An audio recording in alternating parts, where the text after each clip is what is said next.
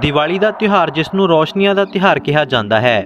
ਇਸ ਪਿੱਛੇ ਦਾ ਇਤਿਹਾਸ ਆਪਾਂ ਬਚਪਨ ਤੋਂ ਹੀ ਪੜ੍ਹਦੇ ਆ ਰਹੇ ਹਾਂ। ਇੱਕ ਹੋਰ ਵੀ ਗੱਲ ਪੜ੍ਹਾਈ ਜਾਂਦੀ ਸੀ ਕਿ ਇਸ ਦਿਨ ਲੋਕ ਸ਼ਰਾਬ ਪੀਂਦੇ ਨੇ ਅਤੇ ਜੂਆ ਖੇਡਦੇ ਨੇ, ਜੋ ਕਿ ਮਾੜੀ ਗੱਲ ਹੈ। ਅਜਿਹਾ ਨਹੀਂ ਹੋਣਾ ਚਾਹੀਦਾ।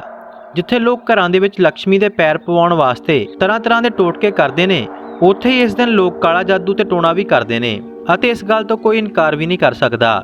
ਜਾਦੂ ਟੋਣਾ, ਕਾਲਾ ਜਾਦੂ, ਇਹ ਸਭ ਬਹੁਤ ਜ਼ਿਆਦਾ ਟ੍ਰੈਂਡ ਦੇ ਵਿੱਚ ਚੱਲ ਰਿਹਾ ਹੈ। ਕਹਿੰਦੇ ਨੇ ਕਿ ਇੱਕ ਵਾਰ ਕਾਲਾ ਜਾਦੂ ਕਰ ਤਾਂ ਦਿੱਤਾ ਜਾਂਦਾ ਹੈ, ਪਰ ਮੁੜ ਉਸ ਨੂੰ ਠੀਕ ਨਹੀਂ ਕੀਤਾ ਜਾ ਸਕਦਾ। ਪਰ ਇਸ ਦੇ ਪਿੱਛੇ ਕੀ ਸੱਚ ਹੈ ਤੇ ਕੀ ਝੂਠ ਹੈ, ਇਹ ਕੋਈ ਨਹੀਂ ਜਾਣਦਾ। ਜਲੰਧਰ ਸ਼ਹਿਰ ਦਾ ਲੱਦਿਆਣੀ ਇਲਾਕਾ, ਜਿੱਥੇ ਰਵਿੰਦਰ ਸਿੰਘ ਆਪਣੇ ਪਰਿਵਾਰ ਦੇ ਨਾਲ ਪਿਛਲੇ 10 ਵਰ੍ਹਿਆਂ ਤੋਂ ਰਹਿੰਦੇ ਆ ਰਹੇ ਨੇ। ਰਵਿੰਦਰ ਸਿੰਘ ਇੱਕ ਸਰਕਾਰੀ ਅਧਿਆਪਕ ਨੇ ਅਤੇ ਉਹਨਾਂ ਦੀ ਪਤਨੀ ਜਸਪ੍ਰੀਤ ਕੌਰ ਵੀ ਇੱਕ ਸਰਕਾਰੀ ਅਧਿਆਪਕ ਹੈ। ਸੋ ਪਿੰਡ ਦੇ ਵਿੱਚੋਂ ਨਿਕਲ ਕੇ ਪਰਿਵਾਰ ਜਲੰਧਰ ਆ ਕੇ ਰਹਿਣ ਲੱਗਿਆ। ਪਿੰਡ ਚੋਂ ਨਿਕਲਣ ਦਾ ਕਾਰਨ ਰਵਿੰਦਰ ਸਿੰਘ ਦੱਸਦੇ ਨੇ ਕਿ ਸਾਡੇ ਗੁਆਂਢ ਦੇ ਵਿੱਚ ਸਾਡੇ ਸ਼ਰੀਕੇ ਦੇ ਘਰ ਸਨ ਅਤੇ ਕਿਸੇ ਖੁੰਦਕ ਦੇ ਕਾਰਨ ਉਹ ਸ਼ਰੀਕੇ ਪਰਿਵਾਰ ਨੇ ਸਾਡੇ ਘਰ ਦੇ ਉੱਤੇ ਕੋਈ ਇਲਮ ਜਾਦੂ ਕਰਵਾ ਦਿੱਤਾ ਸੀ। ਜਿਸ ਦਿਨ ਇਹ ਕਾਲਾ ਜਾਦੂ ਕਰਵਾਇਆ ਸੀ, ਉਸ ਦਿਨ ਦੀਵਾਲੀ ਸੀ ਤੇ ਸਾਡਾ ਸਾਰਾ ਪਰਿਵਾਰ ਇੱਕ ਸਾਥ ਹੀ ਬਿਮਾਰ ਪੈ ਗਿਆ ਅਤੇ ਉਹ ਦੀਵਾਲੀ ਤੋਂ ਬਾਅਦ ਸਾਡੇ ਘਰ ਦੇ ਵਿੱਚ ਕੁਝ ਵੀ ਠੀਕ ਨਹੀਂ ਰਿਹਾ। ਉਸ ਦੀਵਾਲੀ ਤੋਂ ਬਾਅਦ ਹੀ ਸਾਡਾ ਉਸ ਘਰ ਦੇ ਵਿੱਚ ਜਿਉਣਾ ਔਖਾ ਹੋ ਗਿਆ ਸੀ। ਪਤੀ ਪਤਨੀ ਦੇ ਵਿੱਚ ਲੜਾਈ ਝਗੜਾ ਵਧਣ ਲੱਗਿਆ, ਘਰ ਦੇ ਵਿੱਚ ਪੈਸਾ ਬਿਮਾਰੀਆਂ ਉੱਪਰ ਖਰਚ ਹੋਣ ਲੱਗਿਆ ਅਤੇ ਇਸੇ ਘਰੇਲੂ ਕਲੇਸ਼ ਕਰਕੇ ਮੈਨੂੰ ਸ਼ਰਾਬ ਪੀਣ ਦੀ ਵੀ ਆਦਤ ਪੈ ਗਈ। ਜਦੋਂ ਅਗਲੀ ਦੀਵਾਲੀ ਆਈ ਤਾਂ ਫਿਰ ਸਾਡੇ ਘਰ ਦੇ ਹਰ ਇੱਕ ਮੈਂਬਰ ਇੱਕੋ ਸਾਥ ਹੀ ਬਿਮਾਰ ਪੈ ਗਏ, ਜਿਸ ਦੇ ਚੱਲਦਿਆਂ ਮੇਰੇ ਮਾਤਾ ਜੀ ਦੀ ਉਸ ਦੀਵਾਲੀ ਵਾਲੇ ਦਿਨ ਮੌਤ ਹੋ ਗਈ। ਸਾਰਾ ਪਰਿਵਾਰ ਹੋਰ ਪਰੇਸ਼ਾਨੀ ਦੇ ਵਿੱਚ ਆ ਗਿਆ। ਫਿਰ ਕਿਸੇ ਰਿਸ਼ਤੇਦਾਰ ਨੇ ਸਾਨੂੰ ਕਿਹਾ ਕਿ ਤੁਹਾਡੇ ਘਰ ਦੇ ਵਿੱਚ ਜੋ ਵੀ ਹੋ ਰਿਹਾ ਹੈ ਉਹ ਪੱਕਾ ਕਿਸੇ ਦਾ ਕਾਲਾ ਜਾਦੂ ਕੀਤਾ ਹੋਇਆ ਹੈ। ਇਸ ਗੱਲ ਕਰਕੇ ਆਪਾਂ ਬਾਬਿਆਂ ਦੇ ਪਿੱਛੇ ਭਟਕਣ ਲੱਗੇ। ਜਲੰਧਰ ਦੇ ਇੱਕ ਬਾਬੇ ਨੇ ਸਾਫ਼-ਸਾਫ਼ ਨਾਮ ਲੈ ਕੇ ਦੱਸ ਦਿੱਤਾ ਕਿ ਉਸ ਵਿਅਕਤੀ ਨੇ ਤੁਹਾਡੇ ਘਰ ਦੇ ਵਿੱਚ ਇਲਮ ਕੀਤਾ ਹੈ ਅਤੇ ਹਰ ਦੀਵਾਲੀ ਤੁਹਾਡੇ ਘਰ ਦੇ ਵਿੱਚ ਇੱਕ ਮੌਤ ਹੋਵੇਗੀ।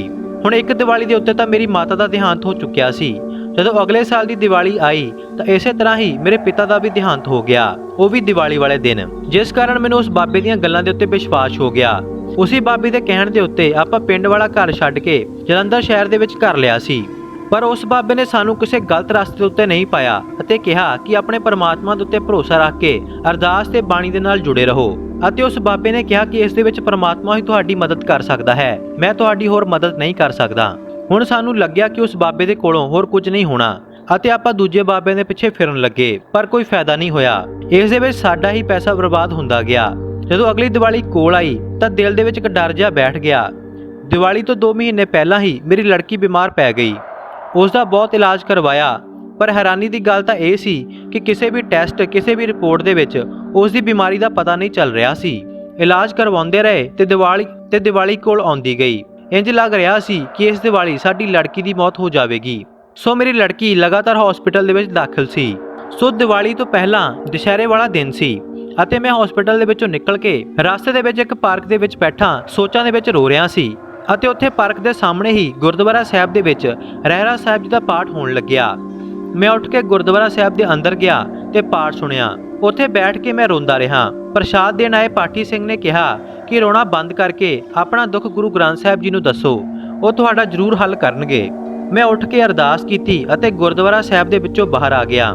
ਗੁਰਦੁਆਰਾ ਸਾਹਿਬ ਦੇ ਵਿੱਚੋਂ ਬਾਹਰ ਆਉਂਦਿਆਂ ਹੀ ਮੇਰੀ ਨਜ਼ਰ ਇੱਕ ਬੋਰਡ ਦੇ ਉੱਤੇ ਪਈ, ਜਿਸ ਦੇ ਉੱਤੇ ਲਿਖਿਆ ਸੀ ਕਿ ਗਰੀਬ ਦੀ ਮਦਦ ਕਰੋ, ਪਟਾਕੇ ਚਲਾਉਣ ਦੇ ਨਾਲੋਂ ਕਿਸੇ ਗਰੀਬ ਦੀ ਮਦਦ ਕਰ ਦਿਓ। ਅਤੇ ਉਹ ਬੋਰਡ ਇੱਕ ਬੰਦੇ ਨੇ ਫੜਿਆ ਹੋਇਆ ਸੀ ਜੋ ਆਪਣੀ ਪਤਨੀ ਦੇ ਕੋਲ ਬੈਠਾ ਰੋ ਰਿਹਾ ਸੀ।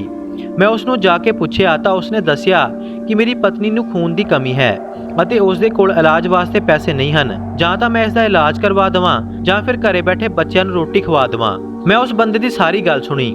ਦੀਵਾਲੀ ਵਾਸਤੇ ਮੈਂ ਕੁਝ ਪੈਸੇ ਬਚਾ ਕੇ ਰੱਖੇ ਹੋਏ ਸੀ।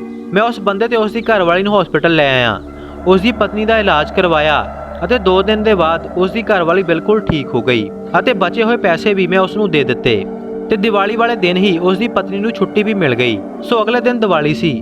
ਮਨ ਦੇ ਵਿੱਚ ਇੱਕ ਡਰ ਸੀ, ਪਰ ਦੀਵਾਲੀ ਵਾਲੇ ਦਿਨ ਹੀ ਮੇਰੀ ਲੜਕੀ ਨੇ ਖਾਣਾ ਪੀਣਾ ਸ਼ੁਰੂ ਕਰ ਦਿੱਤਾ ਸੀ ਅਤੇ ਹੌਲੀ-ਹੌਲੀ ਉਹ ਇਸ ਤਰ੍ਹਾਂ ਹੋ ਗਈ ਜਿਵੇਂ ਉਸ ਨੂੰ ਕੁਝ ਹੋਇਆ ਹੀ ਨਾ ਹੋਵੇ। ਦੀਵਾਲੀ ਆਈ ਤੇ ਨਿਕਲ ਵੀ ਗਈ, ਪਰ ਕੁਝ ਵੀ ਨਹੀਂ ਹੋਇਆ। ਇਸ ਦੀਵਾਲੀ ਸਾਡੇ ਘਰ ਕੋਈ ਵੀ ਮੌਤ ਨਹੀਂ ਹੋਈ ਤੇ ਨਾ ਹੀ ਇਸ ਵਾਰ ਮੇਰਾ ਪਰਿਵਾਰ ਬਿਮਾਰ ਪਿਆ ਤੇ ਨਾ ਹੀ ਕੋਈ ਮੌਤ ਹੋਈ। ਇਸ ਦੇ ਨਾਲ ਮੈਨੂੰ ਇੱਕ ਗੱਲ ਤਾਂ ਸਮਝ ਆ ਗਈ ਕਿ ਦਸਵੰਧ ਕੱਢਣ ਤੇ ਅਰਦਾਸ ਕਰਨ ਦੇ ਨਾਲ ਕੀ ਹੁੰਦਾ ਹੈ। ਹੁਣ ਮੈਂ ਹਰ ਦੀਵਾਲੀ ਪਟਾਕਿਆਂ ਦੇ ਉੱਤੇ ਪੈਸੇ ਨਹੀਂ ਖਰਚਦਾ, ਸਗੋਂ ਉਹਨਾਂ ਪੈਸਿਆਂ ਦੇ ਨਾਲ ਗਰੀਬਾਂ ਦੀ, ਜ਼ਰੂਰਤਮੰਦਾਂ ਦੀ ਹੈਲਪ ਕਰਦਾ ਹਾਂ, ਜਿਨ੍ਹਾਂ ਨੂੰ ਰੋਟੀ ਤੱਕ ਨਸੀਬ ਨਹੀਂ ਹੁੰਦੀ, ਜੋ ਕਿ ਬਿਨਾਂ ਇਲਾਜ ਤੋਂ ਮਰ ਰਹੇ ਨੇ। ਉਸ ਦਿਨ ਤੋਂ ਬਾਅਦ ਮੇਰੇ ਘਰ ਦੇ ਵਿੱਚ ਕੋਈ ਇਲਮ ਜਾਦੂ ਨਹੀਂ ਚੱਲਿਆ ਅਤੇ ਸਾਡੇ ਘਰ ਦੇ ਵਿੱਚ ਵੀ ਬਰਕਤ ਹੋਣੀ ਸ਼ੁਰੂ ਹੋ ਗਈ।